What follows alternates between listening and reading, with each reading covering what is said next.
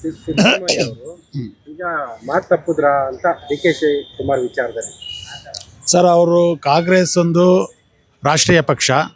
ಕಾಂಗ್ರೆಸ್ಸಲ್ಲಿ ಅವ್ರ ಹೈಕಮಾಂಡಲ್ಲಿ ಏನು ಒಪ್ಪಂದ ಮಾಡ್ಕೊಂಡಿದ್ದಾರೋ ಅದು ಅವರಿಬ್ಬರಿಗೆ ಗೊತ್ತಿರುತ್ತೆ. ಅವರು ಒಪ್ಪಂದ ಮಾಡ್ಕೊಂಡಿರೋ ಪ್ರಕಾರ ಏನಾದರೂ ಅವ್ರಿಗೆ ಅಧಿಕಾರ ಬಿಟ್ಕೊಡ್ತೀನಿ ಅಂತಂದರೆ ಖಂಡಿತ ಬಿಟ್ಕೊಡ್ಬೇಕು. ಇಲ್ಲ ಅಂತಂದರೆ ಅಧಿಕಾರ ಹಸ್ತಾಂತರ ಮಾಡಲ್ಲ ಅಂತಂದರೆ ಅವರು ವಚನಭ್ರಷ್ಟರಾಗ್ತಾರೆ. ಈಗ ಡಿ ಕೆ ಶಿವಕುಮಾರ್ ಸಾಕಷ್ಟು ಅಧಿಕಾರ ತರಕ್ಕೆ ಸಾಕಷ್ಟು ಪ್ರಯತ್ನ ಕೊಟ್ಟರು, ಯಾಕೆ ಸಿ ಎಂ ಸ್ಥಾನ ಕೊಡಬೇಕು ಅಂತ ಅವರ ತಮ್ಮ ಕೂಡ ಕ್ಲೈಮ್ ಮಾಡ್ತಾ ಇದ್ದಾರೆ. ಜನ ಒಂದಷ್ಟು ಜನ ಎಲ್ಲ ಕಡೆ ಪೂಜೆ ಮಾಡೆಲ್ಲ ಮಾಡ್ತಿದ್ದಾರೆ.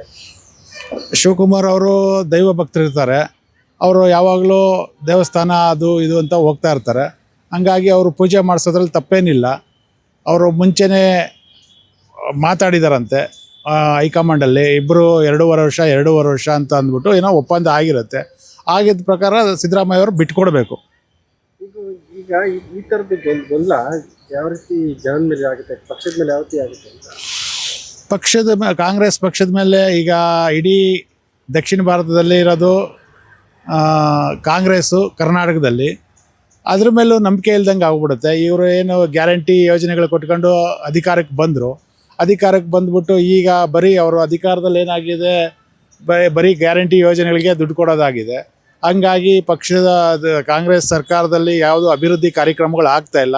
ಇನ್ನು ಇದು ಸ್ಟಾರ್ಟ್ ಆಗಿಬಿಡ್ತು ಅಂದರೆ ರೆಸಾರ್ಟ್ ರಾಜಕಾರಣ ಅದು ಇದು ಅಂತ ಸ್ಟಾರ್ಟ್ ಮಾಡಿಬಿಡ್ತಾರೆ. ಶಾಸಕರನ್ನ ಖರೀದಿ ಮಾಡೋದು ಶಿವಕುಮಾರ್ ಏನು ಕಡಿಮೆ ಇಲ್ಲ. ಹಾಗಾಗಿ ಶಾಸಕರನ್ನ ಖರೀದಿ ಮಾಡ್ತಾರೆ. ಖರೀದಿ ಮಾಡಿ ಗೌರ್ಮೆಂಟ್ ಫಾರ್ಮೇಷನ್ ಮಾಡೋದಕ್ಕೆ ಅವರು ಏನು ಪ್ರಯತ್ನ ಮಾಡಬೇಕೋ ಎಲ್ಲ ಮಾಡ್ತಾರೆ. ಸಿ ಎಂ ಆಗಬೇಕು ಅಂತ. ಸಿ ಎಂ ಆಗಬೇಕು ಬಿಡೋದು ಅವ್ರ ಪಕ್ಷದ ಆಂತರಿಕ ವಿಷಯ, ನಮಗೆ ಸಂಬಂಧ ಇಲ್ಲದಿದ್ದ ವಿಷಯ ಅದು.